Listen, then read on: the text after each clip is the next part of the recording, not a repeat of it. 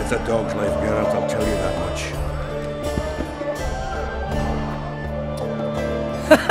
Damn, that was close! Innkeep! Vodka! Triss Marigold! Lice eat me, but you are a treat to behold. Just a little pale. Magic takes its toll, but I'll be all right. Good to see you in your beard again. Can somebody tell me what happened? You set off a month ago for Zoltan's wedding. That got fucked. There will be no wedding. Did you hear about Foltest? Rumors travel faster than the wind. Winds and rumors. I want to know the truth. I want to know how Foltest died. And the dragon, was there really one there? And who rules Temeria now? Dandelion, calm down. You'll choke on your liquor.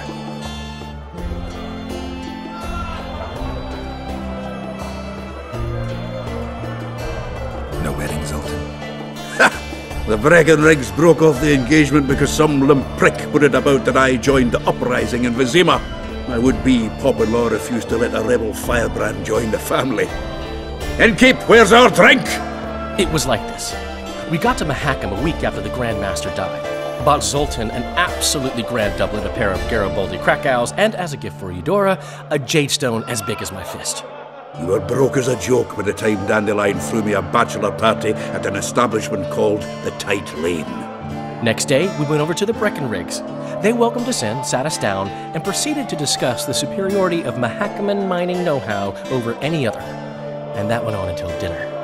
Just when I thought I'd learned more than I ever wanted to know about mining, they served the soup. You could have held a pin drop. Old Breckenrig rose and he says, "A real dwarf works a mine, not chases fame on the battlefield."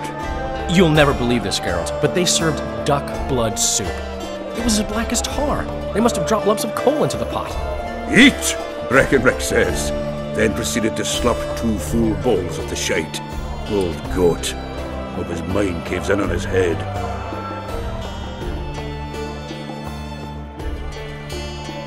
The dragon. Well, the dragon appeared, and that's all I know.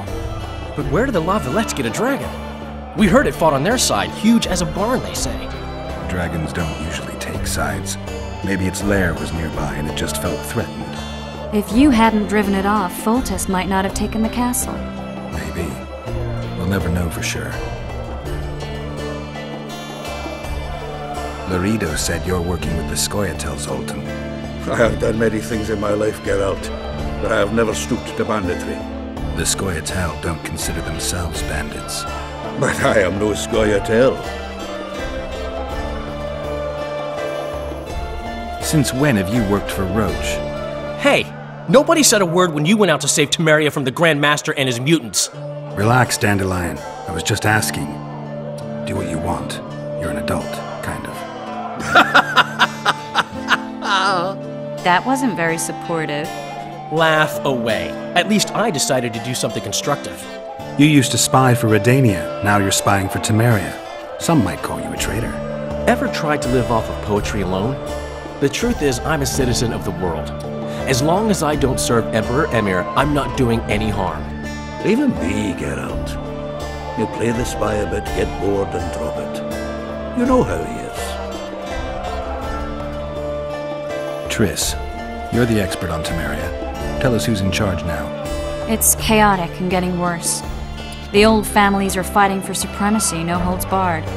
Baron Kimbolt and Count Marivel, I bet. Among others. After the assassination, while Geralt was in the dungeon, the lords convened in a field near Lavalette Castle to choose a new ruler. 3 days they debated, and it looked more like a bazaar than a meeting of nobles. Except the trade was in court and ministry positions, spheres of influence, royal privileges. Humans. In spite of several duels and 2 poisonings, no king was chosen. Civil war was in the air.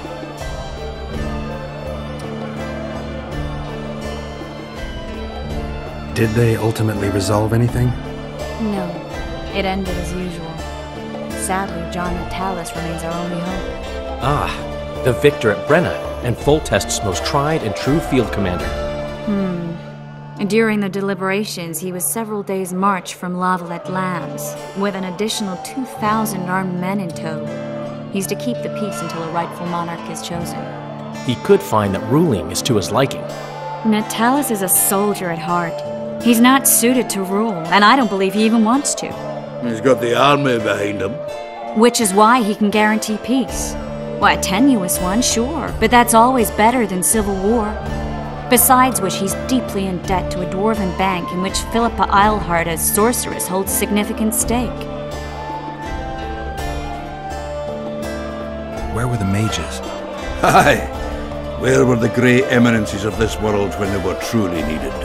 They weren't invited. Neither was I.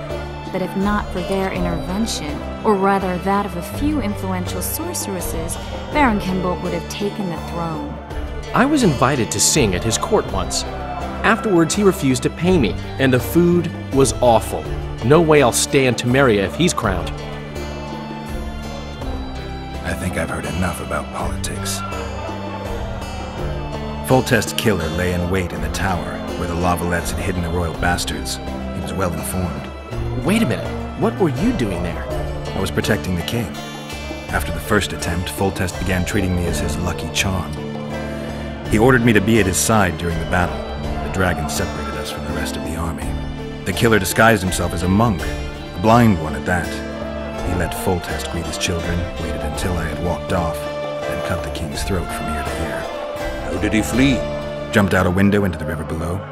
Yorv with Skoyatel were waiting in a boat. It was planned. And you're chasing him because he murdered the king? I was accused of the murder. I need to clear my name. Besides, I looked him in the eye before he escaped. He's a witcher. Then some brave Temerian soldiers showed up, piled on me, and knocked me out. Save yourselves, good folk! The beast attacks! We better get out there. Someone's casting spells.